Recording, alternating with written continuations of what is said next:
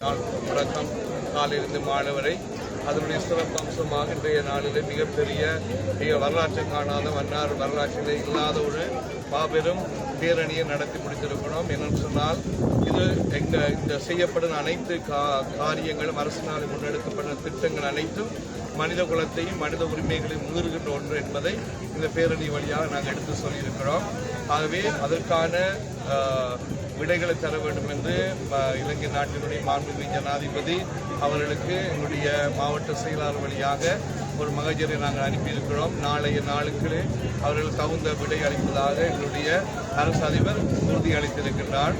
ஆகவே அதை பார்த்து எங்களுடைய எதிர்கால திட்டங்கள் அமையும். அதே வேளையில் இந்த இடத்துல தொடர்ச்சியான போராட்டம் எங்களுடைய அந்த 3 குறிக்கோளும் அடையும் வரை தொடரும் என்பதை நாங்கள் உறுதி செய்து கொள்கிறோம். இந்த இடத்திலே போராட்ட குழுவில் இருக்கிற எல்லாரும் நாங்கள் உறுதி செய்து கொள்கிறோம். இது முடிந்த போராட்டம் இல்லை, தொடர்கின்ற போராட்டம், மக்களால் தொடர்கின்ற போராட்டம். ஒரு சிலரால் மன்னார் மக்களால் இலங்கை மக்களால் தொடரப்படுகின்ற போராட்டம் என்பதை உங்களுக்கு சொல்லிக் கொள்கிறேன்.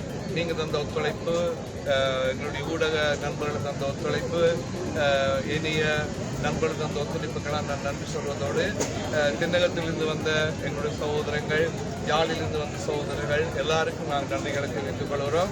இது எங்களுடைய உரிமைக்கான போராட்டம், எங்கள் மண்மீட்புக்கான போராட்டம், எங்களுடைய வருங்கால சந்ததிக்கு ஒரு பாதுகாப்பான ஒரு எதிர்காலத்தை அமைத்துக் கொடுப்பதற்கான போராட்டம். இது அரசியல் போராட்டம் இல்லை, மொழி சார்ந்த போராட்டம் இல்லை, இன சார்ந்த போராட்டம் இல்லை, சமயம் சார்ந்த போராட்டம் இல்லை. இது எங்களுடைய மன்னார் மக்கள் என்ற அந்த ஒரு தளத்திலும் இலங்கை மக்கள் என்ற தளத்திலும் இது முன்னெடுக்கின்ற போராட்டம் என்பதை இந்த இடத்தில் சொல்லிக் கொள்கிறோம். இது வெற்றிக்கு நாங்கள் நகர்ந்து சொல்லும் இன்றைய மிகப்பெரிய ஆர்ப்பாட்டம் ஒரு வெற்றிக்கு எங்களை அழைத்து சென்றிருக்கிறது. ஆகவே உங்கள் எல்லாருக்கும் நன்றிகளை சொல்லிக் கொள்கிறேன்.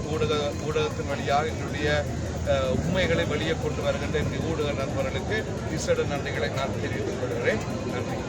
අද දවසේදී මන්නාර මේ ජනතාව තමන්ගේ ජීවත් වීමේ අයිතිය ඉල්ලලා හර්තාල් ව්‍යාපාරයක් විරෝධතා ව්‍යාපාරයක් සිද්ධ කරා. එතකොට ඒකට ප්‍රධානම හේතුව තමයි ආසන්නතම හේතුව තමයි මේ ජනතාව දැනට සති කීපයකට කලින් කොළඹ ගිහිල්ලා ජනාධිපති ලේකම් කාර්යාලය ඉස්සරහා විරෝධතාවයක් දක්වලා ජනාධිපතිගේ ලේකම්වරුන්ගෙන් ඉල්ලා සිටීමක් කරා මේ මන්නාරම් දූපතේ සුළං බලාගාර ව්‍යාපෘතියත් ඒ වගේම ඛනිජ කැණීම් කිරීමේ ව්‍යාපෘතියත් නිසා මිනිස්සුන්ට ජීවත් වෙන්න බැරි තත්ත්වයක් එනවා කියලා.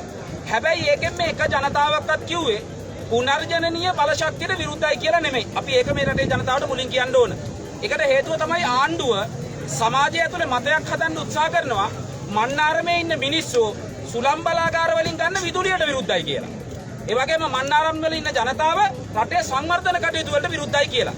මේ ජනතාව අතර තිබුණු එක බෝඩ් එකකවත් එවැනි පටන් වැකියක් තිබුණේ නැහැ. මේ හැමෝම රට සංවර්ධනය වෙනවට කැමති, මේ හැමෝම රට ඉස්සරහට යනවට කැමති.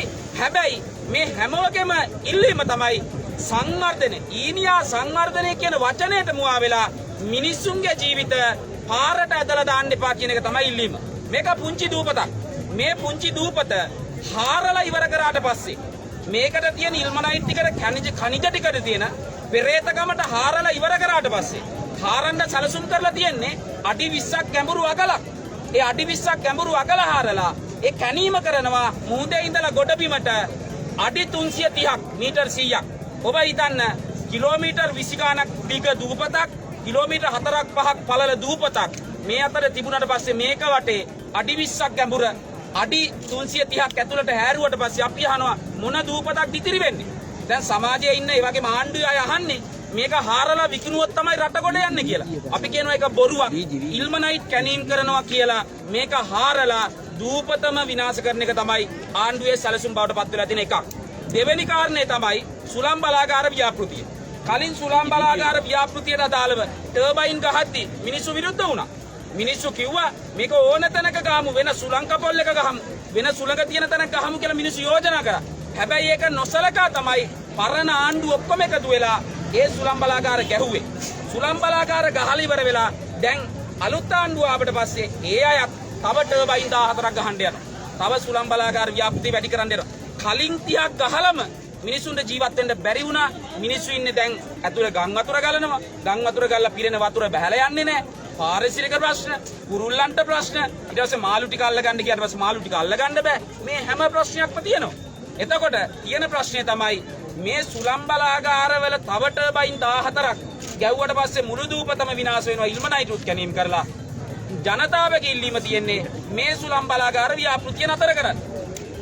மன்னார் மக்களை நேரடியாக பாதிக்கின்ற காற்றாலை மற்றும் மண் அகழ்வு தொடர்பான இந்த பிரச்சனைகளுக்கு ஒரு முடிவுக்கு கொண்டு வர வேண்டும் என்பதற்காகத்தான் இந்த மக்கள் எழுச்சி போராட்டம் இன்றைய நாளிலே மன்னாரில் நடைபெற்றிருக்கின்றது. இந்த போராட்டம் இன மத மொழி அரசியல் வேறுபாடுகளுக்கு அப்பால் மன்னார் மக்கள் எல்லோரும் ஒன்றிணைந்து முன்னெடுத்த ஒரு போராட்டம் என்பதை இலங்கையிலே இருக்கின்ற எல்லா மக்களும் உலகத்திலே வாழுகின்ற எல்லா மக்களும் இதை புரிந்து கொள்ள வேண்டும். இது எந்த ஒரு சமயம் சார்ந்தோ மதம் சார்ந்தோ இனம் சார்ந்தோ அரசியல் சார்ந்தோ இந்த போராட்டத்தை நாங்கள் முன்னெடுக்கவில்லை. மன்னார் மக்கள் என்ற அடிப்படையிலே எங்களை பாதிக்கின்ற பிரச்சனை. இப்பொழுது மழைக்காலம் ஆரம்பிக்க போகின்றது. மழைக்காலம் ஆரம்பித்த பிறகு இங்கு வந்து பார்த்தால் தெரியும், மன்னார் தீவிலே மக்கள் தண்ணீரிலே மிதப்பார்கள். இந்த நிலைமை இந்த காற்றாடிகளை அமைப்பதற்கு முன்னர் மன்னார் தீவிலே ஏற்படவில்லை. நிறைய மழை பெய்யும், தண்ணீரெல்லாம் அப்படியே வடிந்து போய்விடும். இப்பொழுது தண்ணீர் வடிந்து போகாமல் வெள்ளப்பெருக்கு ஏற்படுகின்றது. மக்களுடைய கழிவிடங்களிலே தண்ணீர் தேங்கி மக்களுடைய வீடு வாசலுக்குள்ளே தண்ணீர் போய் மக்கள் நூற்றுக்கணக்காக ஆயிரக்கணக்கான குடும்பங்கள் இடம்பெயர்கின்ற சூழல் ஏற்படுகின்றது. இதெல்லாம் இந்த காற்றாலை வந்த பிறகுதான் இந்த மன்னார் மக்கள் அனுபவிக்கின்ற பிரச்சனையாக இருக்கின்றது. ஆகவே தயவு செய்து எல்லா மக்களும் மன்னார் மக்களாகி எங்களுடைய பிரச்சனையை புரிந்து கொள்ளுங்கள்.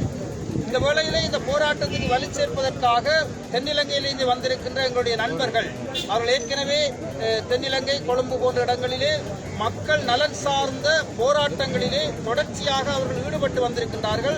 ஃபாதர் பிரியந்த பீரிஸ் மிக முன்னணியிலே நின்று அரகல போராட்டத்தை முன்னெடுத்தவர். அதே போன்று எங்களுடைய பௌத்த கௌரவத்துக்குரிய பௌத்த துறவிகள் இங்கு வந்திருக்கின்றார்கள். அவர்களுக்கு எங்களுடைய நன்றியை நாங்கள் தெரிவிக்கின்றோம். ஆகவே இந்த மக்களுடைய போராட்டம் தொடரும். மன்னார் மக்களுடைய போராட்டம் தொடரும். எங்களுடைய கோரிக்கைகள் நிறைவேறும் வரை நாங்கள் தொடர்ந்து இந்த போராட்டத்தை முன்னெடுப்போம். தயவு செய்து இலங்கை அரசாங்கத்திற்கும் அரசு அதிகாரிகளுக்கும் நாங்கள் முன்வைக்கின்ற ஒரு கோரிக்கை, எங்களுடைய பிரச்சனையை புரிந்து கொண்டு இந்த நிலைமைகளை ஒரு முடிவுக்கு கொண்டு வாருங்கள். இந்த காற்றாலை வேண்டாம், மண்ணகழ்வு நிலைமை வேண்டாம். ஆகவே நாங்கள் சுதந்திரமாக நிம்மதியாக இந்த மண்ணிலே வாழ்வதற்கு எங்களுக்கு வழி சமைத்து தாருங்கள் என்ற கோரிக்கையை முன்வைத்து இந்த போராட்டத்திலே கலந்து கொள்ள எல்லாருக்கும் நாங்கள் நன்றி தெரிவிக்கின்றோம். தயவுசெய்து இத்துடன் இந்த போராட்டத்தை முடித்துக் கொண்டு நீங்கள் எல்லோரும் வீடுகளுக்கு செல்ல வேண்டும் என்று மீண்டும் அன்போடு கேட்டுக்கொள்கின்றேன். நன்றி. මන්නාරම් ජනතාවත් එක්ක එකතු වෙලා මන්නාරමේ මේ පූජකයන්, නීතිඥවරු, සමාජ ක්‍රියාකාරීන්, දීවරයන් සියලු දෙනාම එකතු වෙලා ඉන්නේ මන්නාරමේ අද මේ හර්තාලය සිද්ධ කරන්නේ සුළං විදුලි බලාගාර ව්‍යාපෘතිය අද මහා විනාශයක් මන්නාරම් ජනතාවට නිර්මාණය කරලා තියෙනවා. මන්නාරම් ජනතාව දීවර ජනතාවක් විදියට මේ වෙනකොට දැවැන්ත පාරිසරික ප්‍රශ්න ප්‍රමාණයකට මුහුණ දීලා තියෙනවා. මේ දැන්තමත් පවතින සුළං විදුලි බලාගාර නිසා මේ ටර්බයින 30කට අධික ප්‍රමාණයක් මේ වෙද්දි ක්‍රියාත්මක වෙනවා. දැන් දීවරයන්ට හරි හමං දීවර මත්ස්‍ය ව්‍යාපාරය කරගන්න විදිහක් නැහැ. ඔවුන්ට ඔවුන්ගේ පාරිසරික ප්‍රශ්න වැඩි වෙලා ඔවුන්ට පානීය ජලය අර්බුදයක් බවට පත් වෙලා තියෙනවා. එතකොට මෙහෙම ජනතාව මන්නාරම් ජනතාවක් විදියට මේ කියා සිටින්නේ ශ්‍රී ලංකාව මන්නාරම කියන්නේ සීලම ශ්‍රී ලාංකිකයන්ට අවශ්‍ය පුණ්‍ය භූමියක්.